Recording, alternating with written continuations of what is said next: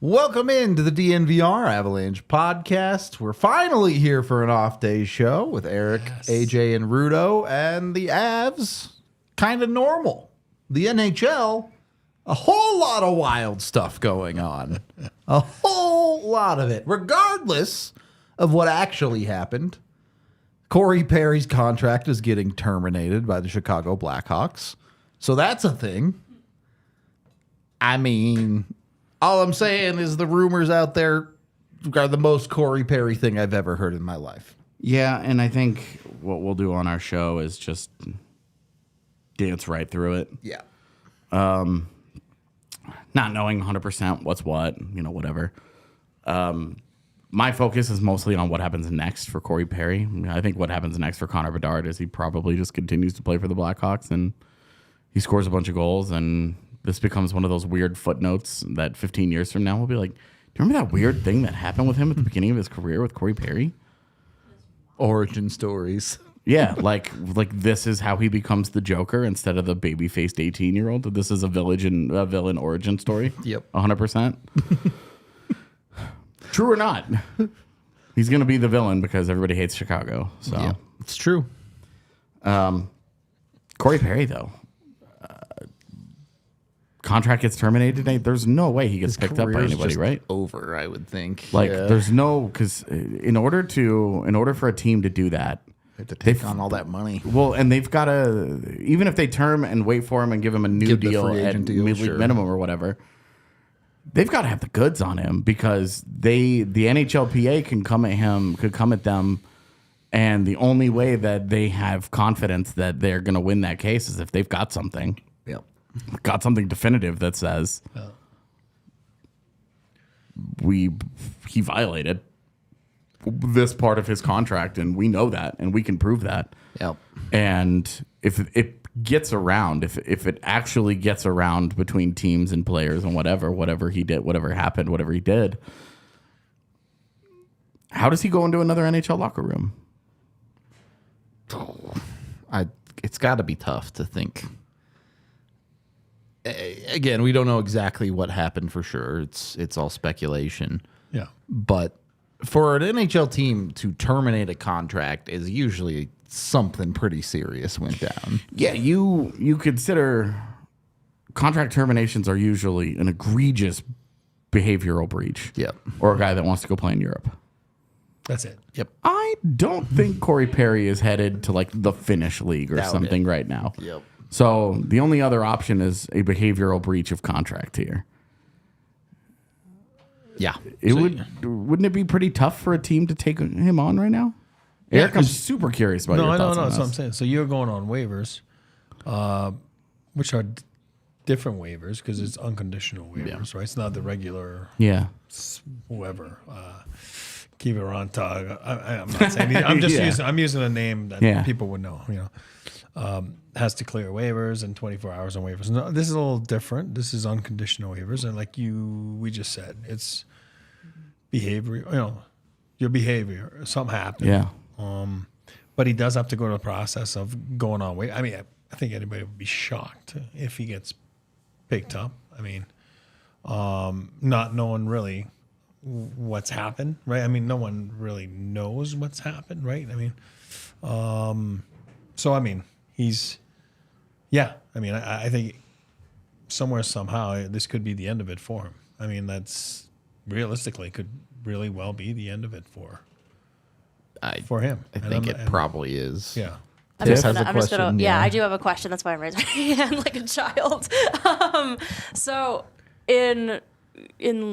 for somebody that doesn't know like a ton about like the waiver process and everything like that, typically when you get put on waivers, you're going to go down to an AHL team, right? Like you're going to their mind. So, and if you clear waivers, you go to that like small team. If you get picked up, you go to another team. kind of, sort of. So if he just doesn't get picked up, there's nothing for him to fall back on. There's not like there's no AHL team. Like he's just done. He's just done. Okay. It's unconditional waivers is the first step in ultimately either terminating or buying out his contract, depending on Well, the statement says termination. the right? violation. So now, Yeah. and then what they owe In him. this case, and- it's termination. termination. And so, of course, it's going to go to grievance, and with the I mean, I'm assuming. Yeah, there will be lawyers for a while on this. Yeah. So, it may not be like Not- Corey Perry won't be a Dallas Star tomorrow morning, but by Saturday. Yeah. Not Maybe. that it's the same situation at all, but this part of the process will play out the exact same way things did with Evander Kane a couple of years ago. More recently, Alex Galchenyuk. Also Yeah, true. exactly. Yep. Exactly. And now it's termination. Again, a different type of deal, smaller deal, but still same process on waivers for the purpose of termination for breach of contract, Boy, was there ever a behavioral breach with Alex Galchenyuk. which came out. That video. Not too Yeah, long. that video was. I've been on the internet, long enough. as I saw somebody refer to it earlier today, since the late 1900s. Oh, the dagger that was. I've been on the internet for a long time, and that video was hard for me to watch. Yeah. It was tough. Not great. Not great to say the least. Let's move on to some other Chicago Blackhawks related news. Unless you have more to say. Yeah, I mean, I'm just curious. Well, I figured this will be a very quick conversation, but Colorado Corey Perry. No. It hasn't Zero been. interest. It hasn't been great with Tomas Tatar. The answer's no. No. Okay, cool. I figured we would all agree, but Had to throw it out there. yeah, I wanted to at least ask: is it just because of the whatever he did was obviously He's- incredibly stupid He's and selfish? also And super washed. He is. okay, I don't think I agree. I do. Yeah. I wouldn't say it if I didn't agree with myself. As a player, does it even matter? No. I agree. It's a hard pass. Yeah. All right. All right. We can move on to the next one. An ex-Chicago Blackhawk, Patrick Kane, signs with the Detroit Red Wings. This is so old school Detroit Red Wings. I don't think it's a particularly great move for the Wings, but I'll get your guys' opinion. What do you think? Patrick Kane moves the needle at all for them? Let's start there. Patrick Kane, what was the question again? Does it move the needle at all for Detroit Oh. to get Patrick Kane? I mean, listen. Detroit's been good this year, right? They've been fun. They've been exciting. Better than, last year or the years before. Is it a good fit? I mean, the Brinket's there, and he played well with them. Larkin's playing up to his potential, right? You know what I mean? For once, he's actually been really good, right? Not small sample, but getting to be bigger now, Yeah. right? 20 games. I think it's a good fit for him. Here's what I think. If you talk to people like the Detroit Wedding, a contender, I don't think anybody had them as contenders this year, right? Nope. Like, none of us did, but even nationally, I don't think anyone was, right? I mean, picking the Red Wings to win the Stanley Cup. Most people, I don't think, didn't even pick him to make the playoffs. Here's the way I look at it. I don't know if I'll explain it the right way, but it's a copycat league. True. Florida Panthers last year, no one has them. Next thing you know, they're in the finals. I think that's what he's banking on. I don't think he's going there just because he's like, I want to have fun. I think he's going there because he knows he's going to be, you know what I mean? Imagine going to live in Detroit on purpose and thinking, I'm going to go have fun. But you know what I mean? It's a good fit for him. There's the Brinket, Steve Yzerman. It's pretty, I respect Steve Yzerman, even though I'm an old school Av. Steve Yzerman's class act, and Look, from that rivalry, there's a couple of guys that you come out absolutely hating because they're douchebags, and a couple Yzerman that is you not one of those. you Yeah. hate Steve because you Yzerman's just respect them I have so a lot much. of respect for him. Yzerman was one of those guys. He's one of yeah. my favorite players. I was number 19 in high school, just so you know. because I really like Steve. Big Joe Sakic fan. Well, that's before Joe. I mean, I'm not that young. But it's I think it's a good fit for him. I think I go back to my copycat thing. You know, I think, hey, who knows what can happen? Let's get in the playoffs, and then it's anybody's game, right? That's what people say around the league, right? True or not here to debate it. And I think that's how he gets in there, and it's a good fit for him. And you know, I think New Zealand did a good job selling him, himself and his team, and with Stevie Y.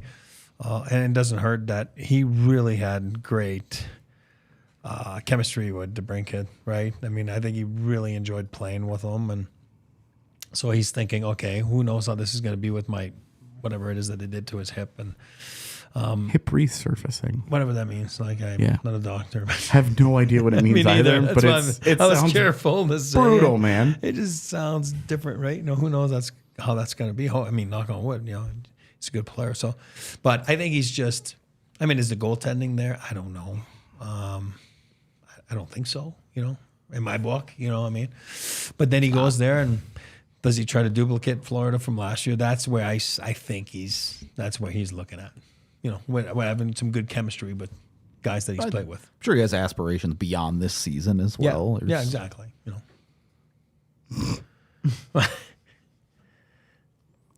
I think it's a waste of everybody's time. Would you have liked him in the Avs? Patrick Kane? Yeah. No. Okay, that's what I'm saying. Yeah. No, man. Where Colorado is and the opportunity that he needs. I think that's a better question, right? I was gonna get there. No, I wasn't. I'm not saying your questions suck. Wow. I'm saying, you want to host the show? No, Take it away. We're going into an ad read, Eric. It's time for you to show up. I was saying, maybe it's a better question to turn it around. Like, hey, because he said it's a waste of time. I'm like, all right, well, would you want him on Colorado? No. So for me, we like each other, by the way.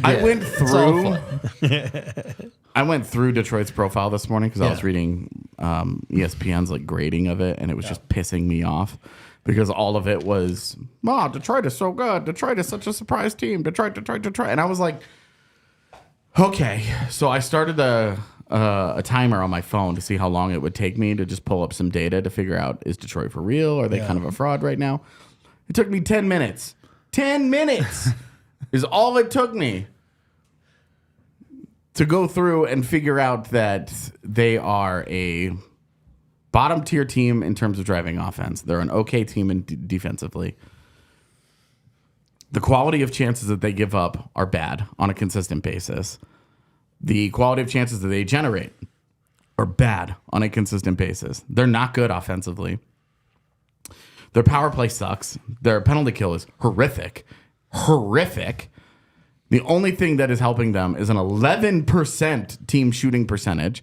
You know why we cite this statistic a lot? Because it is the home of frauds. We talk about it all the time. That will not continue. You can easily, if you're looking for one catch-all statistic to say, is this surprise team for real or not? Start with team shooting percentage at 5v5. If it is anything over 10%, it is a red flag. Yep. It's not to say that a team cannot do it over 10% over the course of 82 games. It is rare. It doesn't happen often. We just saw Seattle do it last year. It does happen. Yeah, and that's what I'm saying. It happens. But once one team out of 32 doing it last year does not mean, this team can totally do it. It is highly unlikely to happen. And at 11%, it will not happen. You combine that with goaltending that is better than average. James Reimer all of a sudden looks really good. That we know that shit won't continue. Give me a break. They're frauds. And I think that they are better than I expected them to be. And I think that if everything goes really well, they're maybe playing for a 3 seed in their division. If things continue to go pretty well for them, they're a wild card team. If they struggle for an extended period at any time, if they have a 15-game stretch where they only win 5 games, they're done. They won't make the playoffs. Yep. And where I'm nervous if I'm a Detroit fan is that a lot of this resurgence, whatever, is not being led by young guys. Yeah. There has been... It's the DeBrincats of the world. It's a heavy... Yeah. DeBrincat and Larkin, great. They're in their prime, whatever. Yeah. But there has been a heavy investment on older guys. A heavy investment on Ben Sherratt. Now Patrick Kane. Yep. I get that that's a one-year deal, but when you make a lot of these kinds of investments, what is the culture that you're building? What is the development plan that you have for the younger guys? My questions are all just...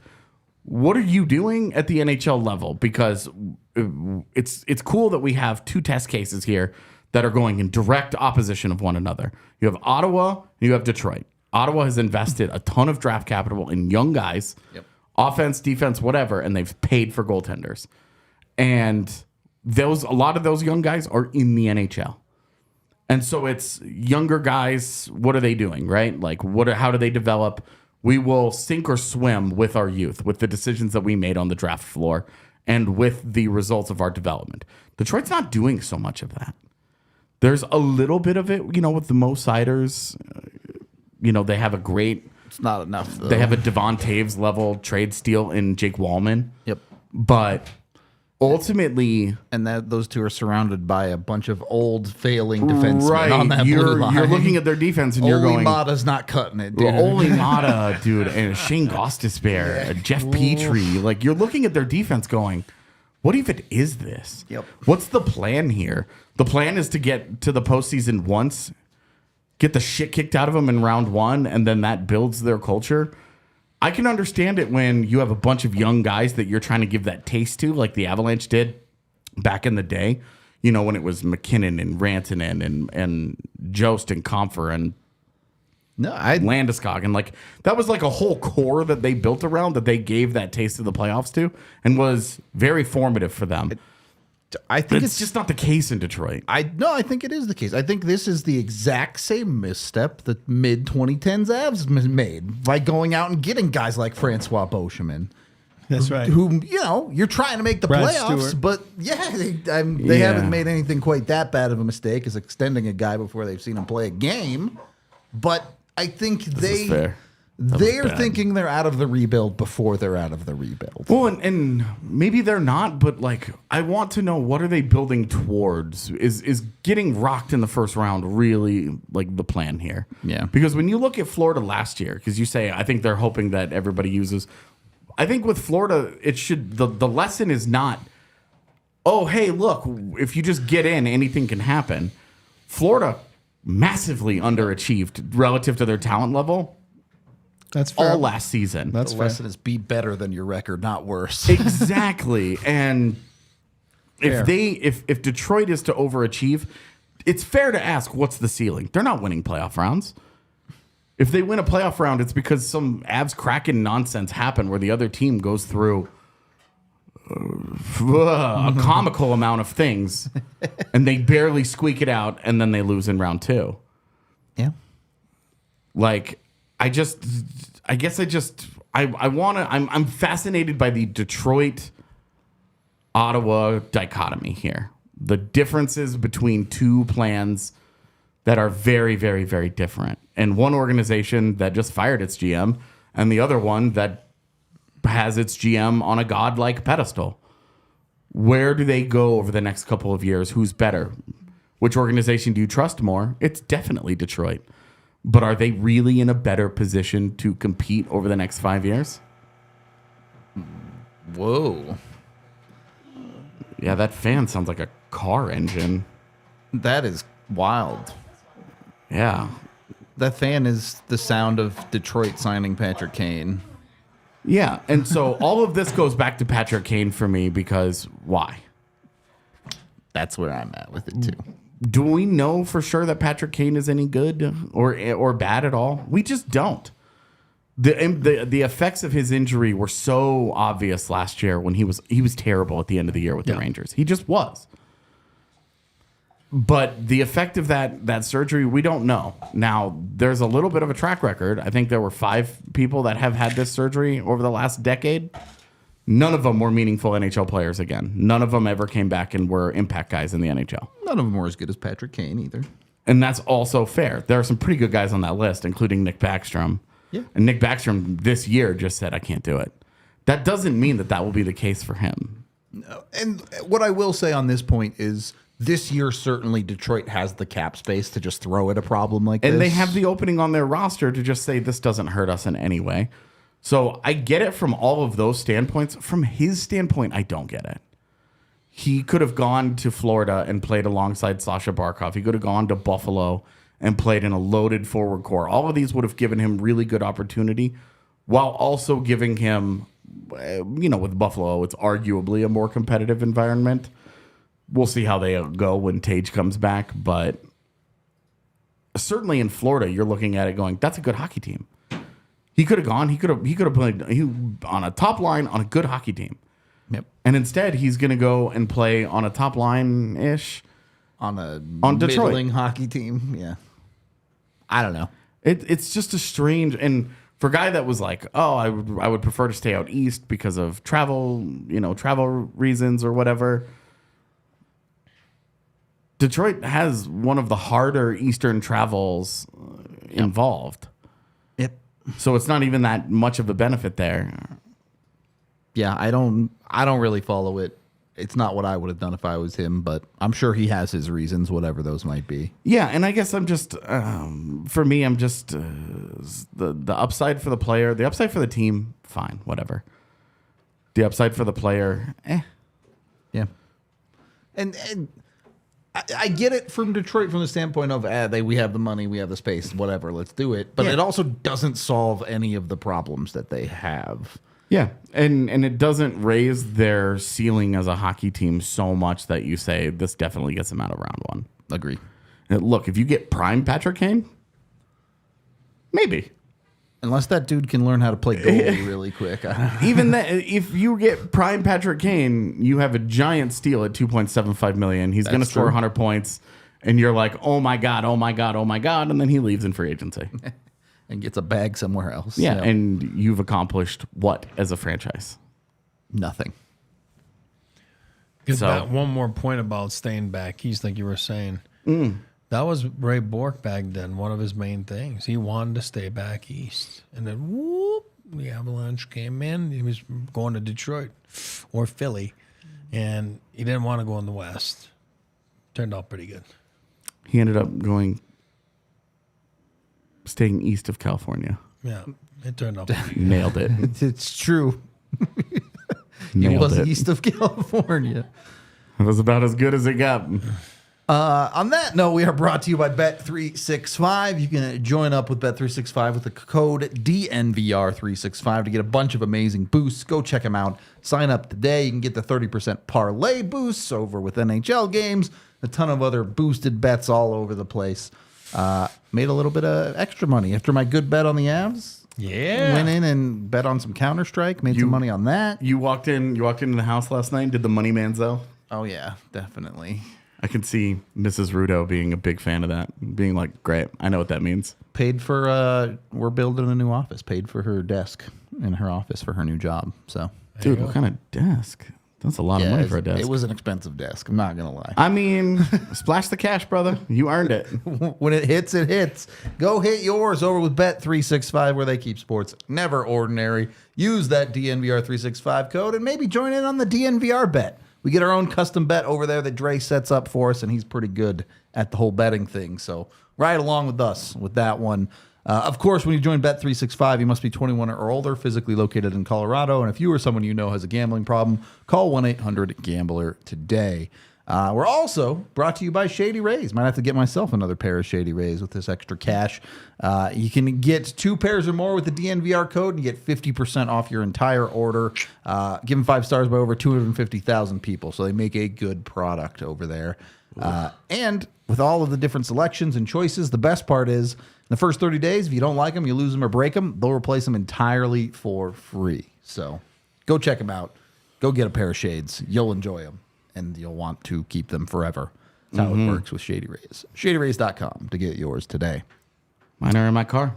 There you go. I have 1 pair in my car, and then the other pair Sarah has commandeered as hers now. Lindsay stole mine. I haven't seen him since. Second period of the DNVR Avalanche podcast. We've got a Bet365 Never Ordinary top 5 for you today. And I have for you today the top 5 Cy Young seasons by Avalanche players. Oh, no. Yep. It's going to be a fun one. I messaged Bruno and I was like, oh, what? I saw it earlier. I don't know what there was that one is. that came to my mind right away, too. Yep. Which was a good one. Can you explain for everybody what that is, Rudo? So these are the top 5 seasons where the highest percentage of their points come from goals. There are...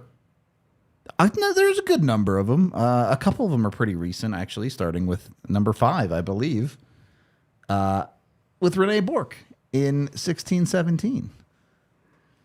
67%, 2/3 of his points came from goals, and this is only the beginning, folks.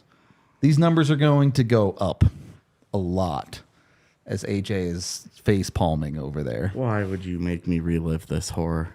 It's gonna get worse, bud. Daniel Winnie? Dude, this is a trauma response here from having to sit through the Borks. Gabe Bourque did not make the list. Yeah, because he didn't score any goals.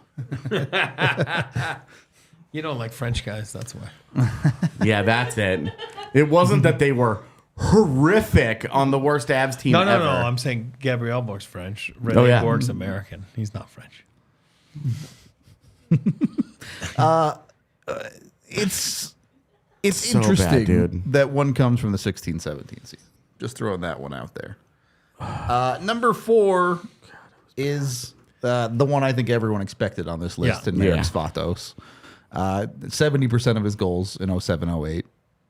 And 26 goals, 11 assists. He also had another one around 65% that just missed the list. So that one was up there too. You called him a shooter. I mean, he was a shooter. I mean, that's what he was. He was a shooter. God rest his soul, like good kid. But I tell you, he was a sniper. He was a shooter, a sniper. Didn't really see the game much, you know what I mean? But I tell you one thing, his shot was lethal. I mean, AJ, I think he was there, that overtime goal there in Dallas, right? You were I there. was. I got into a fight in the parking lot. That's right. Bruiser. And then, that was such a fun night. He scored that goal. It was awesome. And you know what? He's, that's the first guy that came to my mind when you said Cy Young. I was like, yeah, for sure he's on that list. He was on the list. Number 3, these next two are going to be painful. Cody McLeod in 08-09, 15 goals, 5 assists. That was his rookie year. Right?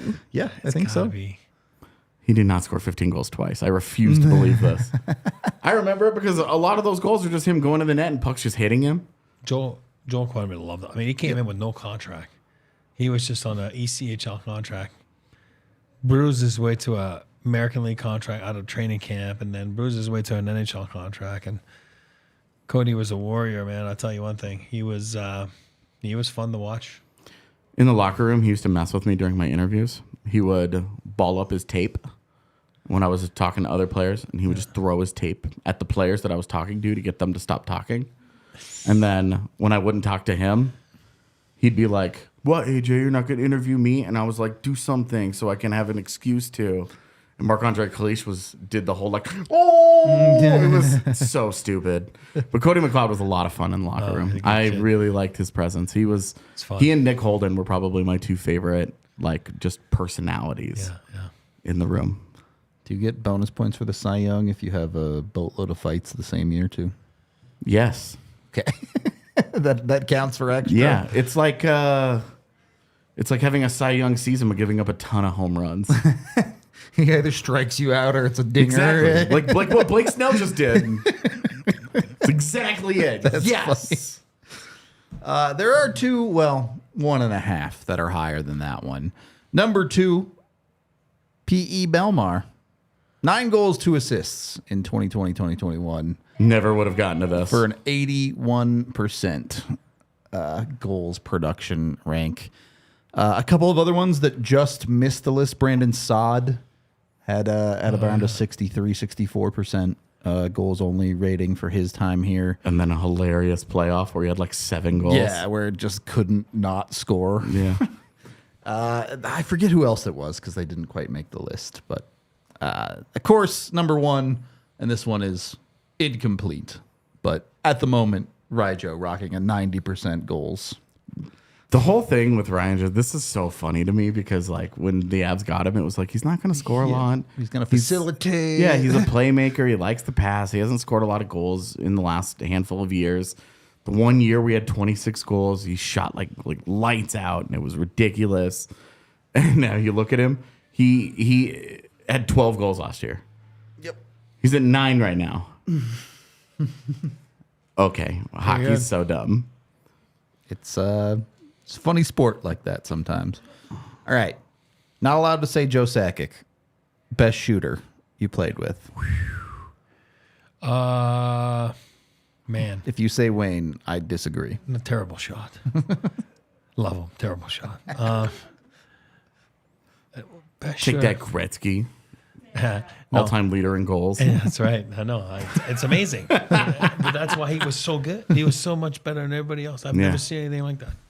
Not the greatest skater, not the greatest shot, not the biggest physical guy. No, I mean, how? You know what I mean? But he did it. Amazing. I'm going to go pure, you know what I mean? Like, Hedgie's tough to beat, Milan Hajduk. You're talking about a pure shooter. Like, oh my God. Like, he is. I think we forget sometimes because the end of his career, the hands had gone so much. Yeah. But oh my God, you are not kidding. His prime. It's just, you're talking about like, wow, people talking about Bedard now, and but like Hedgie was, pretty to watch. It was snappy. It was pretty to watch. I mean, without, like you said, no Joe Sakic, perfect. I'm gonna go Milan Hajduk. Love it. Avs. They've had some shooters. Who would be the best goal scorers in Avalanche history? Not necessarily the guys who scored the most, but guys that could just shoot the puck. Because I remember just being in love with Burakovsky. He could shoot the puck. It was like that guy, that game, the goal that he scored, I think it was game 4 in the first round against Nashville, the one that goes through the net. Yep. I mean, he's just standing there and he just wires a puck. Yep. And it beats an elite goaltender. The guy never even stood a chance. Ref doesn't see it, and it goes through the net, and it's like comical, but also he just did stuff like that on a semi-regular basis, right? For real, yeah. Like that was like a lot. Like we used to joke when he was here that he didn't score ugly goals. There was never like a tip or a rebound or a goal that goes off his knee. Everything was just him shooting. Yep. Because he was just so good. Yeah, great shooter. I think Berkey's probably up there, obviously, Sakic and Hajduk. I mean, not really in his time here, but obviously in his prime, Jerome McGinley. Yeah, sure. But it's hard because there's Paul Correa and Teemu Selanne were also here, but when they were in Colorado, no. Not the same, but the only really big bomb of a shot the Avs have ever had is Rob Blake. Yeah, I mean. Didn't Krupp have a pretty big slap shot? Krupp had a big shot, but didn't use it a lot. Where Blakey would unload it all game long. Right? Like Zadorov, you didn't know where that thing was going, but it was a big shot. It's true. It's a good point. But Blakey would go up top like the Curtis Makar McDermott position. Now got a monster of a shot, but you have no idea what's about to happen with it. Hey, listen, I had a good shot. Believe it or not. I swear. I'm just put it in perspective. I won. Because you used to always do it like in the 90s, like the what do you call that? A skills competition. So every team would do it. You had to do it. It was like part of the rules. And so I won the hardest shot, whatever that was, like 98 miles per hour, whatever. You got to remember wood stick and everything. So it's pretty good. I beat Blakey. Maybe he had a 98 miles an hour today would impress me still. I'd be like, with real sticks, man. Yeah. But I'm telling you right now, I bet you in like 8-9 years in the National Hockey League, I probably took 3 slap shots. Because that's what I'm trying to say. I needed a runway to get it off. You know what I mean? And I never did. So you could have a good shot like Dermy. Dermy's got an excellent shot, but it's the time it takes to unload. I'm not making fun of him. I'm saying I can relate. Like, it's hard. The National Hockey League is tough to get a shot off. D's have their sticks in the way. You know what I mean? There's not a lot of room. Especially now that he's playing it forward. Yeah.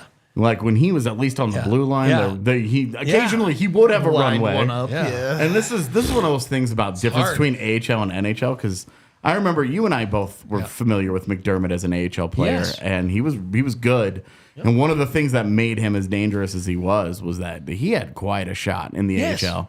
Like, you have more time. you know? Yeah, more time and space. He gets to the NHL, all that goes away, and that weapon becomes marginalized. And I say that to kids all the time, like college or juniors. You got time. You get the puck. You fix your feet. You look up. Oh, all right, I'm gonna go left side. And you shoot. Wow. Ryan Graves is a great Yeah, one. exactly. That's Ryan Graves. Then man. you get to the American League. It's you get it. All right, I'll pick the corner and go. And you get to the National, and it's like you get it, and it's too late. Huh? What happened? Look, if you're talking about hard shots that you don't know where they're going, I watched Eric Jelena play in Colorado for a couple that's months. another thing too. Yeah, that's another. That's my point. That's a great name. It's tough to get shots through, Yep. even back there, But that was my point. Anyway, like you could have a good shot, but it doesn't mean that you have time to use it. I will tell it's you, hard. anti-good shot, Anton Lindholm. Yeah. When he was here, I will tell him, you the progress that he made from the first time I ever saw him shoot at a dev camp after he got drafted. He was in the minors forever. I was like, Yeah. this is the worst shot I've ever seen. I was like, this would not play in juniors. This would not play in the NAHL. This is awful. This is awful. And it got to the point when he got to the NHL, it never got good, but it was like passable.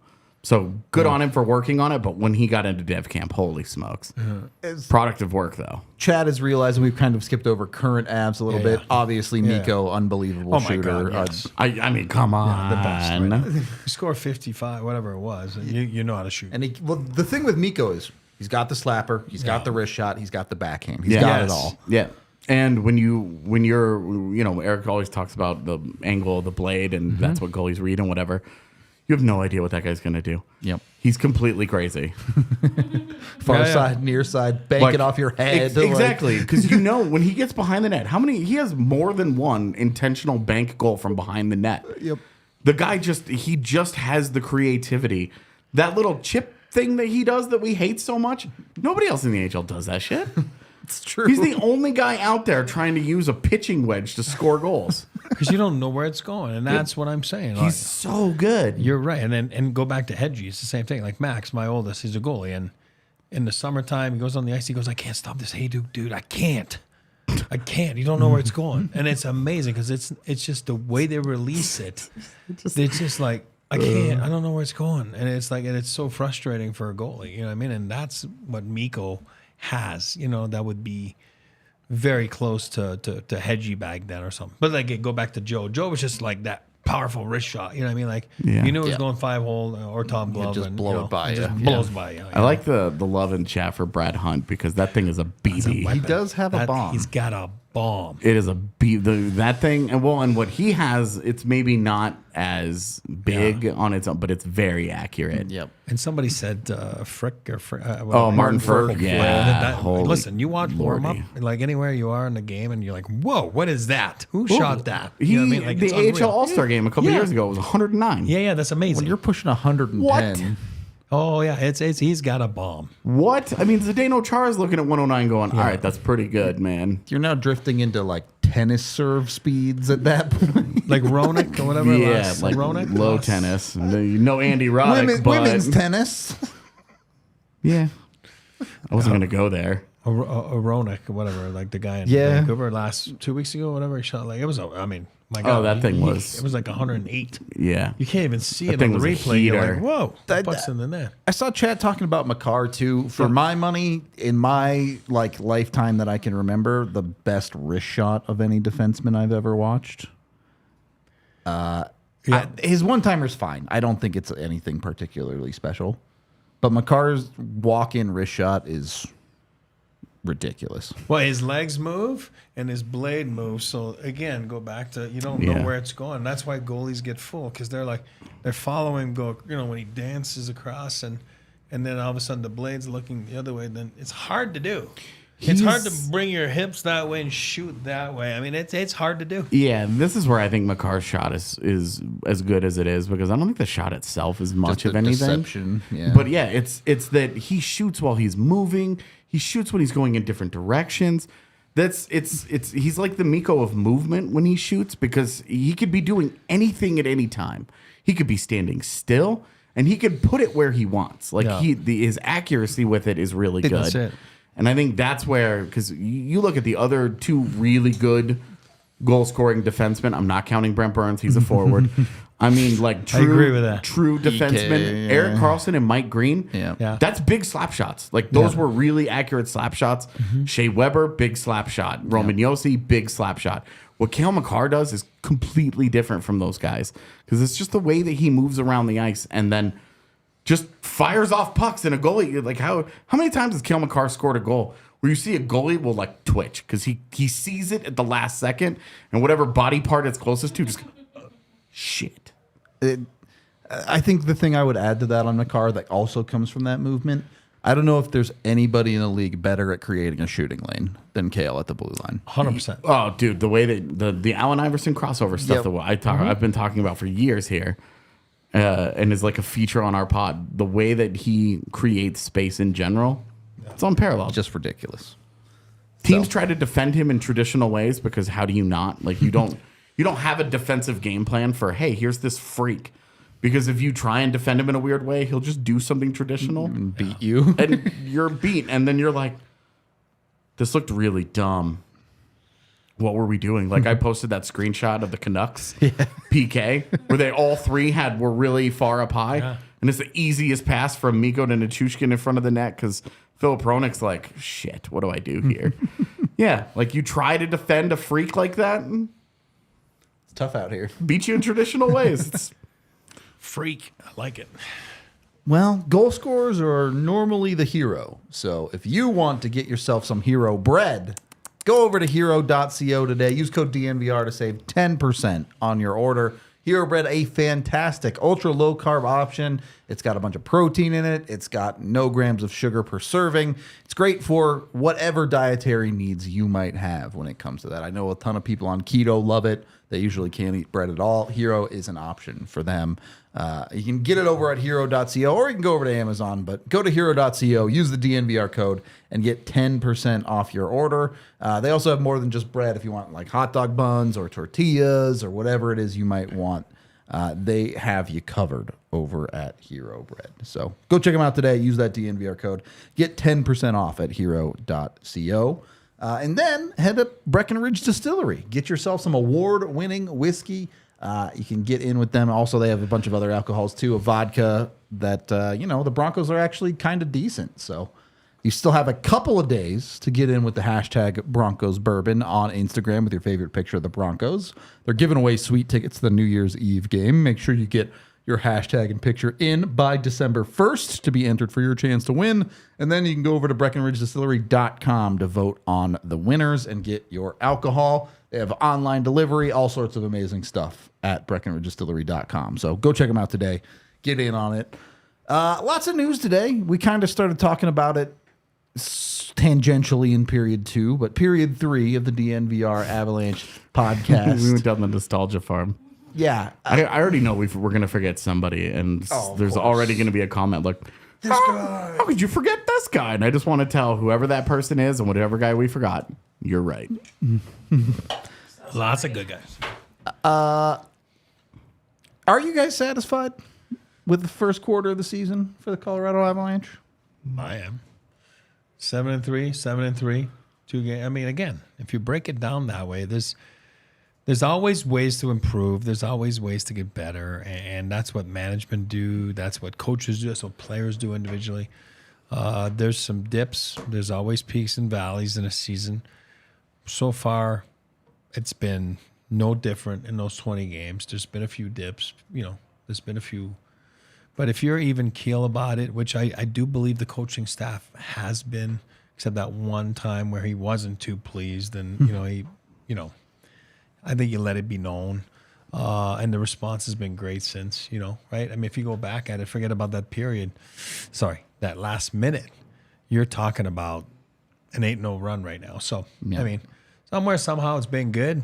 You always have luck when you're good, right? You create your own luck. So they've had some luck. Goaltending's been really good, average, maybe subpar, back to real good now, right?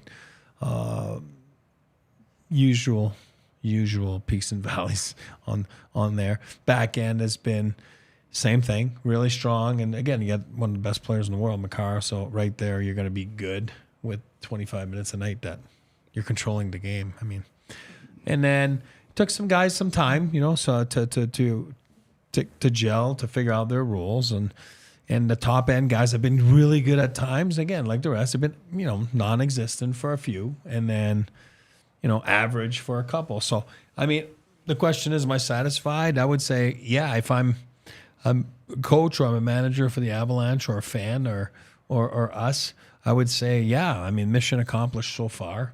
And, you keep doing this for 6 more segments, you're in great shape to face that big dance at the end.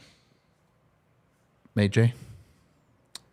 Yeah, I mean, I think you feel way better about the last 10. Oh, for sure. Yep.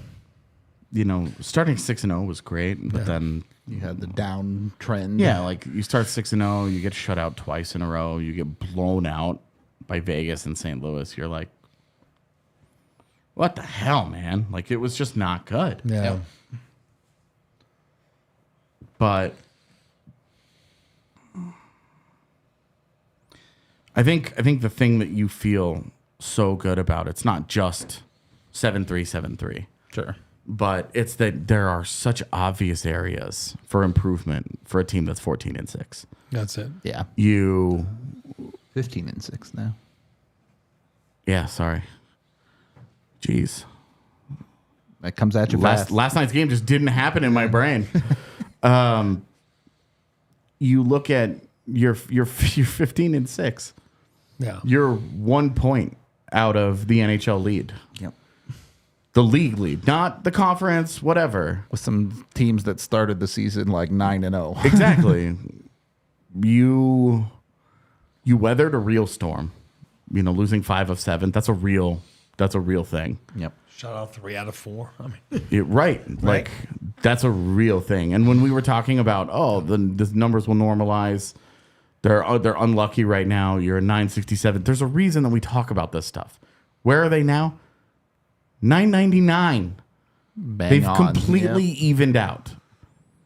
They're where they should be. Where they are, their expected points and their actual points is almost dead even. yeah. Basically, the only thing that you would take away is the last 37 seconds in Nashville. Otherwise, you live with the rest of it. Yep. You got blown out in a handful of games. Yeah, you got your ass kicked. Welcome to the NHL. You did some ass kicking along the way, but those 37 seconds in Nashville is what you would change. Yep. For sure. That's if I could change one thing about the start of the season, and not injury related, because I would obviously pick Lecky, but that 37 seconds is it. That's it, though. Yep. So when you're talking, you're 21 games into your season, and you're looking back and you're saying 37 seconds is what I would change, you're in a good place, because Bowen Byram has to get better. Yep. He just has to get better. You want Artturi Lehkonen to get healthy at some point. Yep. You would love, obviously, this is like me dreaming here. You would love to see a Gabe Landeskog skating on his own next month. Not now, but like next month. Just let that be a Christmas present to Open everybody. that ray of hope. Yeah. Yeah, like you would love to see that. Yeah. And I'm just dreaming here. I'm just talking about like what you could hope to see things get better. You would love to see that your third line continues to be an unbelievable third line. Yep. Because when Logan O'Connor got there, that third line took flight. It's been a monster. And a dominant line. If you go read the piece that I'm either going to publish today or tomorrow, depending on how I feel, you're talking about a dominant group. So, in your top line, whatever, it's still your top line. Your top pairing is still your top pairing. There are things in your lineup that you can look at and say, God, I really want that to get better. I really want this to improve. And when you're 15-6 and you have obvious things that you're talking about improving, you're in a really, really, really good spot. I think it does feel pretty good for Colorado when you can look at things and say, yeah, you probably want more out of Jonathan Drouin, or certainly more consistency. You want more out of Tomas Tatar, but at the same time, you're perfectly content to let them water ski behind the SS Raijo. I like it. He's carrying a bit of the water right now for that second line, and it's working. So knowing you have something that works with more on top, you start looking at this lineup and go, oh God, are they actually like really, really good? Well, and especially when you look at them through the lens of a playoff series, best of 7, what are we trying to take away? Nathan MacKinnon and Mikko Rantanen, and right now Val Nichushkin. Yep. Great. That's an obvious, that's what you're trying to take away. Yep. But if Rydro and Duran continue to play, again, their best play is not their normal play. Don't be seduced by that and think that that's it. But if they can, 3 out of every 5 games, if you can get those types of games from those guys, you're in love. Mm-hmm. And then your third line, it may not score every night, but you want it to play 4 out of every 5 games. You want it to be fast. Yep. You want it to be physical. And you want it to spend a lot of time in the offensive zone. And your fourth line, stop giving up goals against. Yep. You do those things through the lens of a playoff series. What do you take away? Starts to get real hard, real fast. Yeah. Yep. Because you're not taking away Cale Makar, Devon Taves, Nathan MacKinnon, Mikko by the Rantanen way, Cale for Makar is 7 having games. an all-time season. Right. Like if that guy continues to stay healthy and then produce the way that he is. Oh, yeah, by the way, you're going to have a 110-point defenseman rolling into a playoff series against you. Yep. Good luck. That is very, very, very hard to handle. And then you go into the rest of the lineup and, whatever. You can nitpick wherever you want. Total. Every team has their strengths and weaknesses when you go down their lineup. It's not like the Avs are unique in that spot. Yep. But where the Avs are unique is the top of their lineup is so good that you may not even be able to do anything about it. Yep. You look at the Seattle series. They had to sell out last year to stop Nathan MacKinnon and Mikko Rantanen. They didn't even come close. Yep. The only thing that was working in that series. They didn't even come close, man. I think you look at the back end, too. Yes, there was a down stretch for Georgiev, but he's now sandwiched that with 2 solid stretches of hockey. Yeah. And I know the numbers you look at aren't the best, but especially with his more recent stretch, you're starting to see the guy that you want in your net. Yeah, where you would really like to, and this is the dream with every goaltender, and this is not Georgiev specific. Some consistency. You would like there to be a more acceptable middle ground between I gave up 4 and I gave up 1. Yeah. Where you can live in the 2 would be great, but if it happens to be 3 on that night, 2 of them you can't do much about. 1 of them is bad. Yeah. Great. You're still competitive 80% of the games. Yep. You would like that because I think where it got frustrating for the Avs was it was 3-4 every single night, and now you're outscoring your problems, and that's not a sustainable way to live. Teams do not outscore their problems for very long. It's just not easy enough. It's too hard to score in the NHL. I don't care how good your talent is; it's too hard to score. Just ask Edmonton. Although McDavid has figured it out a little bit of late, but. And they're 14 points behind Vancouver for third place in that division right now. It's just too late already for that. 14 points. They're going to have to play a think it's too late? 110-point pace. I think it's too late. I mean, I've never looked at it that way because it's like never had the thought process. Yeah, sure. You know what I mean? They have to play at basically a 110-point pace to be seriously involved in not playing for a wild card. So 100-point pace probably puts them in the wild card because this year the West sucks. The bottom of the West is just so bad. Yeah, the Pacific Division has 4 teams. San Jose and Anaheim. I think 4 and teams, Calgary's maybe 5, totally with mediocre. negative goal differentials right now. Yep. It's bad. St. Louis is a winning team with a negative goal differential. It's not going to last, man. It just never lasts. The Avs also spotted them a +6. Well, they turned around and gave it back. I know, that but- Nashville game in St. Louis, they gave it back. What's funny is the Avs are whatever they are. They're like +21, and they have the 8-2 and 7-0 on their record. Yep. And you're like, They're actually pretty close to like being a +40 team. exactly. They're like 3 games away from being far and away the highest goal differential in the NHL. Yep. But those games happened. Yeah. And that's They did. part of their story so far is that we're 21 games into the season and we haven't really seen the Avalanche lose a normal game. You have 2 last-minute losses The in Seattle regulation. one is the closest to normal, I would say. You have 2 last-minute losses in regulation Yep. that you feel shitty about. You get blown out. Yep. by St. Louis on home ice that embarrassed everybody. And you've been shut out. You have 3 shutouts. Yep. You don't just have like a 3-2 where you're like, wow, we just weren't quite good enough. They made 1 extra play. Yeah. You don't have one of those yet. It's so weird to be 21 games into the season and talking like that. You have 6 losses and they're all goofy. Well, and I think that's what's been encouraging about these last handful of games is they don't have any normal losses. They're starting to pick up some normal wins. Some 3-1 wins. Some 3-2 wins. Yeah. And it's 3-1, 4-1 with an empty netter. Get a lead, protect it, have a boring third period. Like the Calgary and Tampa Bay wins back-to-back, you're like, this is what championship teams do. 50 times during the season, it looks like this. It's not particularly sexy, but it's wildly effective. Yeah. And other teams just can't beat it. What's the difference between being on the ice and up in the press box or as a scout, Eric? When you're looking at is the 3-1 boring win boring as a player, but do you love it up in the press box?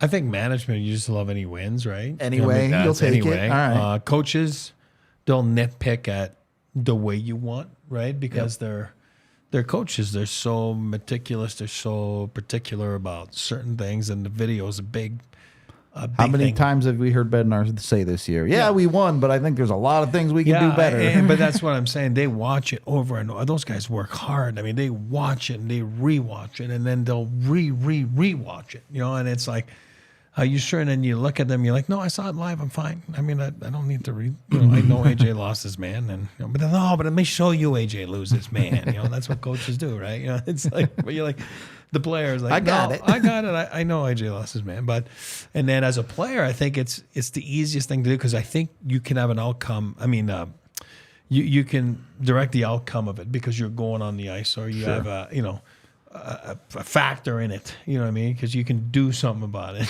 As a coach, you can a little bit because you can put AJ out there even though he lost his man. You know what I mean? Like, I'm going after AJ. And then I lose my guy a lot. Yeah, but in I'm Jack Johnson. As management, it's hard because you really have no say. I mean, you can trade a guy, because you're like, oh my God, AJ's going to keep putting Rudo out there. I'm going to trade Rudo. But you know what I mean? And that's how you have. But in a game, I think as a player, I think you enjoy anything that is thrown at you, and sometimes it's a track meet, and it's like, oh yeah, let's go, and then sometimes it's like, hey, we're going to pitch a shutout here as a team, and it's awesome, and sometimes you just like try to outscore your problems or whatever it is, and then you need to do it sometimes. That's my point. Like you have to do it, Where players will adapt more, where a coach is more, like I said, because they're such creatures of habits, right? Sure. You know what I mean? Because they're trying to implement systems, but hockey's chaotic, like I always say it, right? It's not football. It's not the ball's going to go there. You're going to turn left, Hockey is, you have tendencies. You don't necessarily have plays. You know what I mean? You have X's and O's that you draw up, and you're like, all right. Yeah, everything's out the window. This is the Pirates code, right? These are guidelines. Yeah. These are not rules. Yeah. The only plays you draw up are off face-offs, and those, even with the best face-off guy, 40% of the time that just you don't get thrown thrown the trash immediately. Yeah. Well, like I said, I think it's 3 different ways, to look at it. From the bench, from the press box, and then from the bench as a player, because you're actually out there. Yep. So, bless you. So about that goal, the Cirelli goal last night, we were talking about it. Yep. I went back and went through it a couple of times. I think it's just Manson. I think so too. What I did find interesting, and I don't remember who the other Tampa Bay forward was. He's so far wide on the wall. He's up against Byram it. over there. And Byram, for some reason, wants to hold his hand. Like he goes and stands right next to him. Yeah. And that was where I was like, I don't know why this is happening. And I think that helps pull that gap open. Yeah. And you can tell that the Tampa Bay forward is doing that for that reason. It's to let Cirelli, because Cirelli, I believe, is coming straight off the bench. And I think the whole point of it is exactly what they got. Doesn't change that that's Manson's guy, though. And Manson just has to read that a little bit better. And we're talking, Manson is a half step. Yeah. And Victor Hedman. Smoked. Victor Hedman makes a perfect. Yeah. Oh. Elite stride. Elite. Perfect. Elite play. 80-foot stretch pass that goes tape to tape. Like, it couldn't have been any better than it was. So that's at some point, and we always look at this through an Avalanche lens and all that, but at some point you tip your cap and you go, holy shit. Dude's made good plays. That's They do. just a great play. And I kind of loved that Georgiev after the game was like, Could have stopped it. I should have had it. I can't believe he beat me that way. You love that. You love that out of your goalie. Competitors. Yeah, you love that he's battling in that way. And you saw it when he gave it up. He was mad about it. Yep. That dude's got a shutout coming his way. He's earned one. He's got one because you just look at that mentality. Yep. Where he's like, I'm not giving one up. I'm not giving one up tonight. Yeah. I'm here for it. Maybe make your bets on that vibe. Yeah, they've got 2 Ducks games coming up. Yeah, they do. And the Ducks, whatever magic they had is all dried up. Yeah, it looks like it is. Small sample. Yeah, starting the season 9-6 is not the same as an 82-game season. Yeah, it's tough out there. Any final thoughts you guys have on the Avs, the league? Anything else? We haven't really talked about the Sam Girard stuff yet, and Just a ton to talk about. Really. Yeah. So there's a couple of things that I want to talk about though. So first of all, good on Sam Girard. Yep. Because for a player to willingly go into the player assistance program, that's great. For sure. I know that if you listen to our national show at ALLCITY Network and you listen to what Scott Darling had to say about the player assistance program today, it's not super encouraging. I would also say that one player's experience is not every player's experience. It's true. I'm not throwing what Scott Darling had to say in the trash, of course. That's his experience. That's a lived experience with that. That's far more valid than anything that I would have to say with having no experience with it. Mm-hmm. But first off, good on Sam Girard for recognizing I need help and being willing to go and get it. Yep.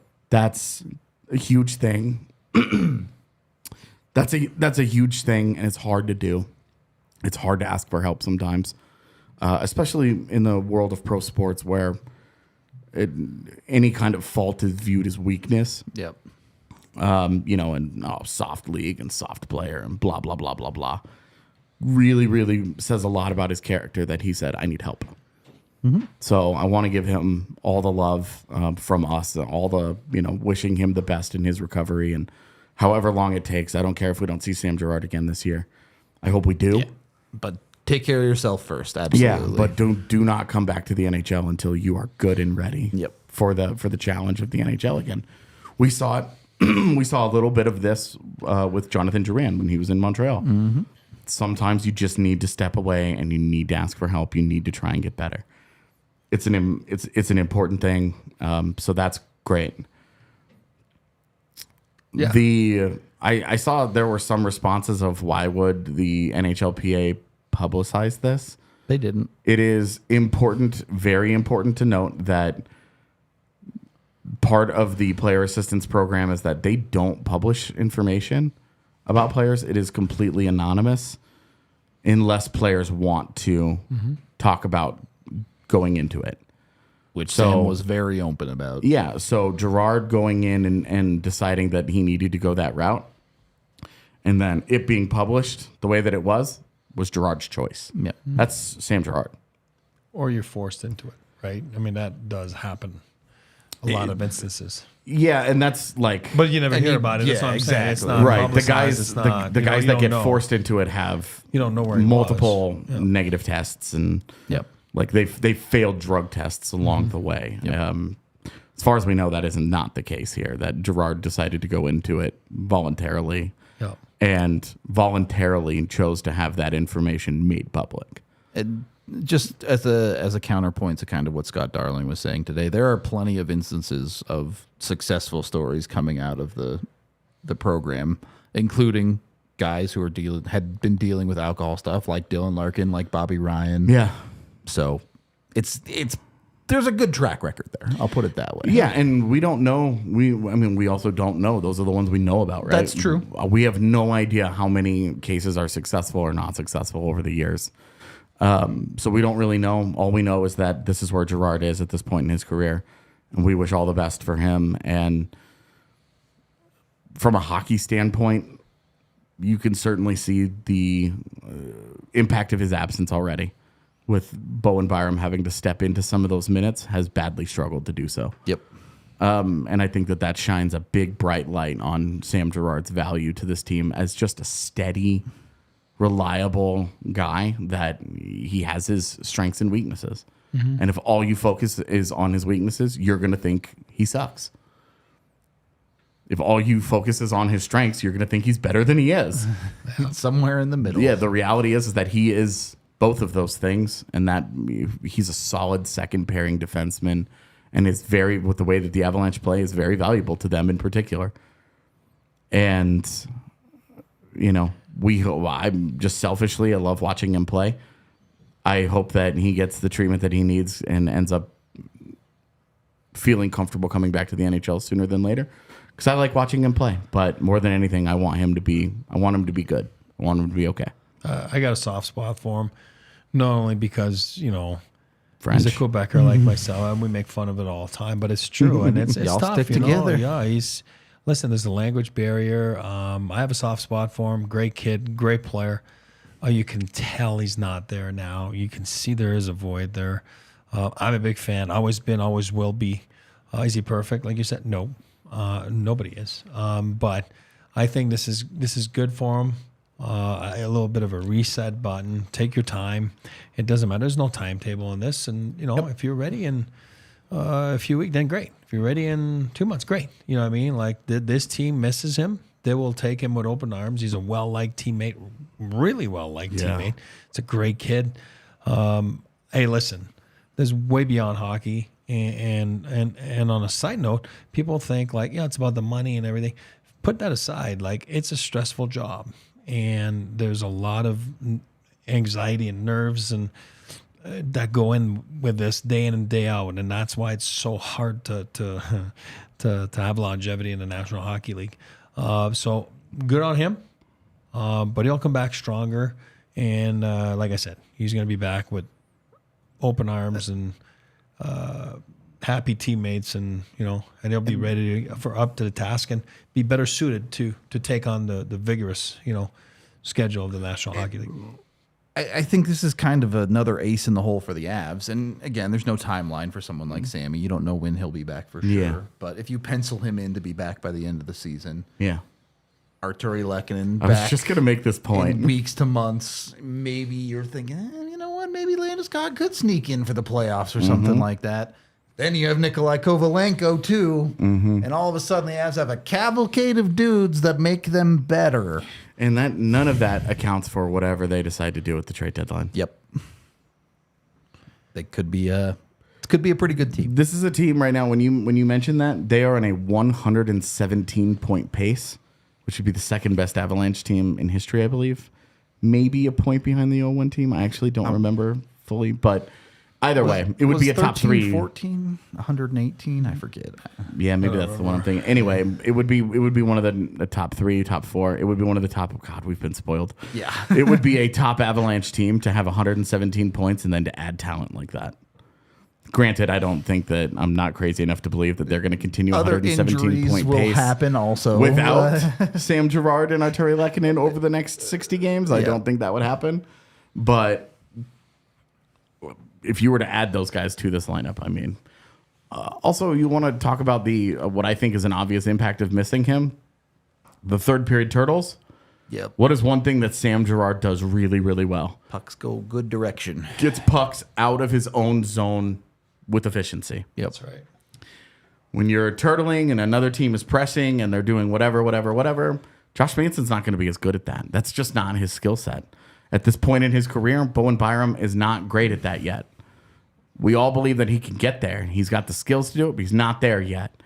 And then obviously Caleb Jones and Jack Johnson, you're really not asking for that. You're just saying, please don't get scored on while you're out there. Yep. So when you talk about the third period turtles, they're becoming more of a concern. Well, one of the guys that very quietly helped you in that regard in particular isn't around. It's true. So I'm not going to say he's the 100% difference. Of course not. But there's a percentage. But it does play a role here. Obviously, Arturi Lehkonen also is going to play a role as a guy that wins a lot of board battles and gets pucks into the neutral zone and through the neutral zone. The best on their team. So you have those two guys not being in your lineup really hurts you in that area in particular, and a lot of other areas, but in that area, tough. Yep. That's all I got. Anything else you guys want to add? No.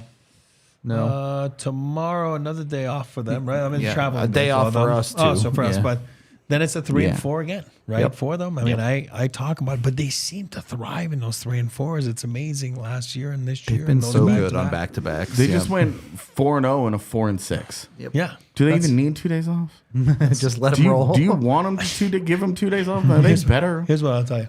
Like, coaches love to practice, you know what I mean? And players, they hate to practice. I mean, they'll tell you, oh, yeah, I got to work on my game. Yeah, that's a big difference between getting out there for an optional practice or a morning skate than to have a practice. Like, practice, you keep looking at the clock like, oh, God.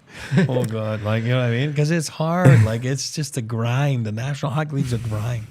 So I like that. They have games and, you know, it's just, you practice less. And one of the nice things about Jared Bednar, though, is that even already this season, cutting at this point, practices. Yep. their I think he's practices been are masterful. I think they've been masterful at giving them days off and giving them optionals or, you know, go work on something you want to work on. I think it's been awesome. Now we just need to get him on the pod so we can ask him about it. Yes, we will. Would be a fun time. Jared, come on the pod. We are brought to you by MSU Denver. If you want to go to college or get back to college, MSU Denver is a great option for you. You can go to msudenver.edu today. They're currently registering for the spring semester where they have over 90 different majors that you can follow. They have classes online and in person. You can do a mix of both, whatever you need to get your college career kick started. Check them out at msudenver.edu today.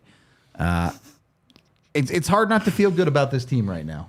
It's never going to be perfect, as AJ's losing his mind over something. So I've talked about this a few times, but I have a friend that is getting into hockey at the start of the season. This season is the first time they've ever followed it, and so sometimes I get questions about things. She's watching the show. Hello. And she just texted me and said, "What the fuck is turtling?" And I'm not going to answer, but I just think that the question is extremely funny because that's a thing that is very normal in our parlance that you just take it for granted. Yep. Cowabunga, bro. Yeah, and I'm going to give a totally false answer. All right. Despite not explaining turtling, we are going to get out of here for the day. We appreciate all of y'all hanging out with us for an off-day show.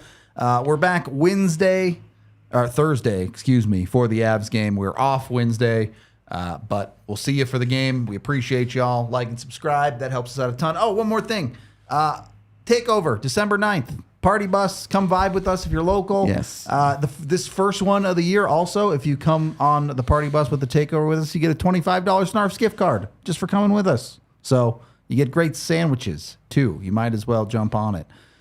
There you go. You can get your tickets at the link right there. If you go to our Twitter account, you can also go over to thednvr.com and check out the events page to get yourself signed up. Either way, come have a great time with us at an Avs game. We appreciate y'all, and we will talk to you on the next one. We all silly like the mayor.